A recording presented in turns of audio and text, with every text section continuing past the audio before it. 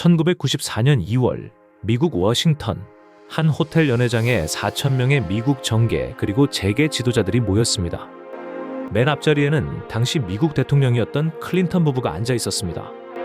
그 거대한 무대 위에 한 사람이 천천히 걸어 나왔습니다.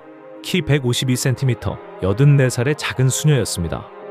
그녀가 마이크 앞에 서서 처음 꺼낸 한마디는 오늘날 평화의 가장 큰 파괴자는 낙태입니다. 앞자리에 앉은 대통령 부부가 듣고 싶지 않았을 한마디였습니다. 그러나 그녀는 그 자리에서 멈추지 않았습니다. 평생을 가장 작은 자의 손을 잡는 일에 부으셨던 한 분이 가장 화려한 강단 위에서도 같은 손을 변호하고 계셨습니다. 이분이 어떻게 그런 인생을 살아낼 수 있었을까요? 진리와 자유 거인들의 발자국 제구편. 테레사 수녀는 1910년 8월 발칸반도의 한 작은 도시 스코페에서 태어났습니다. 본래 이름은 안제즈 곤제 보야지우, 알바니아계 가톨릭 가정의 막내딸이었습니다. 18살이 되던 해 그녀는 가족과 헤어져 아일랜드의 한 수녀회에 들어갔습니다. 이듬해 인도로 파송되어 캘커타에서 가장 큰 수녀회 학교의 교사가 됩니다. 그 학교에서 그녀는 18년을 일했습니다. 학교 안은 안전했습니다. 그러나 학교 담장 밖은 인도가 영국으로부터 독립한 직후 캘커타의 거리에는 죽어가는 사람이 매일 누워 있었습니다. 1946년 9월 10일 그녀가 휴양차 다질링으로 가는 기차 안에 있을 때였습니다. 창밖을 바라보던 그 시간에 그녀는 마음 안에서 또렷한 한 음성을 들었다고 평생 증언했습니다. 학교를 떠나라. 가장 가난한 자들 가운데 가장 가난한 자가 되어 나를 위해 그들을 섬기라. 그녀는 그것을 부르심 안의 두 번째 부르심이라고 불렀습니다. 평생을 바친 첫 부르심 위에 다시 임한 부르심이었습니다. 1948년 8월 38살의 그녀는 수녀회의 정복을 벗고 가난한 인도 여인들이 입는 흰 사리 한 벌로 갈아입었습니다. 58루피, 그러니까 당시로 약 5달러의 돈만 들고 그녀는 캘커타의 빈민가로 단신으로 들어갔습니다. 첫 학교는 천장이 없는 길거리였습니다. 칠판이 없어 땅바닥에 막대기로 글자를 적었고 학생은 처음에 5명뿐이었습니다. 그 5명이 곧 12명이 되었고 1950년에는 사랑의 선교회라는 작은 수도회가 시작되었습니다. 그녀가 캘커타에서 가장 먼저 세운 집은 학교도 병원도 아니었습니다. 죽어가는 자들이 잠시 누울 수 있는 곳이었습니다. 길에 쓰러진 사람을 그녀와 자매들이 직접 양팔로 들어올려 그 작은 방으로 데려왔습니다. 손과 발이 짓물러 무너지는 나병 환자들, 길에 버려진 갓난아기들, 죽음 직전의 노인들, 세상이 외면한 사람들의 손을 그녀는 평생 자기 두 손으로 씻겼습니다. 그녀에게는 한 가지 분명한 신학이 있었습니다.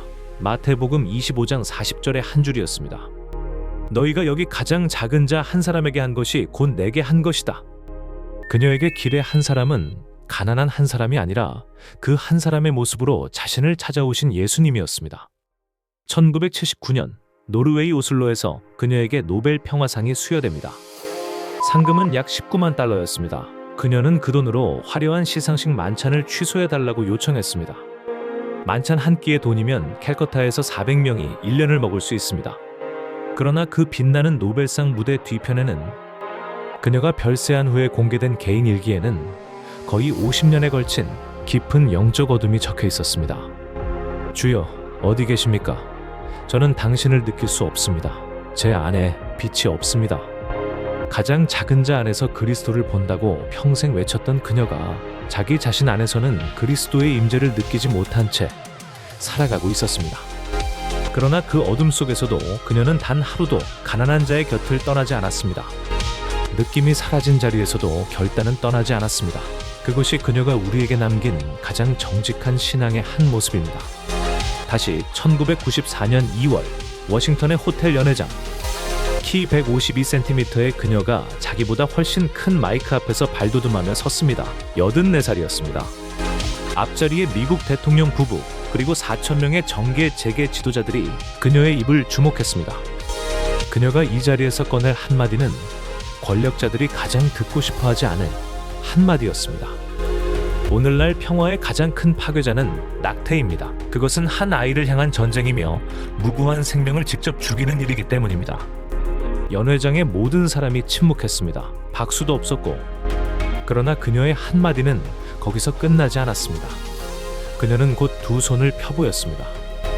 원치 않는 아이가 있다면 그 아이를 죽이지 마십시오. 제게 데려오십시오. 제가 그 아이를 받겠습니다. 이 한마디가 그녀의 평생을 한 줄로 보여줍니다. 강한 외침과 받아안는 두 손이 한 사람 안에서 만나고 있었습니다. 실제로 그녀의 사랑의 선교회는 그날 이후 미국에서 원치 않는 임신을 한 여성들의 출산과 입양을 돕는 사역을 시작했습니다. 말의 자리에서 그치지 않고 받아안는 자리까지 평생 책임진 사람의 길이었습니다. 1997년 9월 5일 캘커타에서 그녀는 향년 87살로 하나님의 부르심을 받았습니다. 테레사 수녀가 우리에게 남긴 질문은 어렵지 않습니다. 다만 우리가 그동안 들으려 하지 않았을 뿐입니다. 진짜 연민은 강한 자의 손을 잡는 것이 아니라 가장 작은 자의 손을 잡는 일에서 시작된다는 것.